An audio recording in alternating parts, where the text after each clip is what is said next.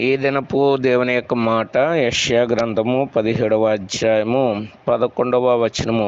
దాని చుట్టూ కంచె వేసితివి. కంచె అనేది చాలా ప్రాముఖ్యమైనటువంటిది.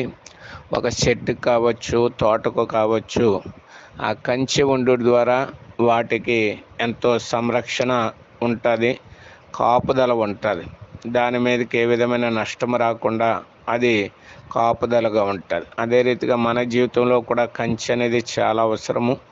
దుష్టుడు అనేటువంటి వాడు మన మీదకి రాకుండా, వాడి ద్వారా మనం నష్టము పొందకుండా ఉండాలంటే మన చుట్టూ కంచె చాలా అవసరమైనటువంటిది. అది దేవుడే వేసేటటువంటి వాడుగా ఉన్నాడు. ఎవరికి కంచె వేస్తాడని మనం ఆలోచిస్తే, తన యందు భయభక్తులు కలిగినటువంటి వారి చుట్టూ, న్యాయవంతులకు, యథార్థవంతులకు, చెడుతనాన్ని విసర్జించినటువంటి వారికి కంచె వేస్తాడు. కాబట్టి ఇటు లక్షణాలు కలిగి ఆయన వేసే కంచెలో మనం ఉండి భద్రత, క్షేమాన్ని పొందుదుముగాక.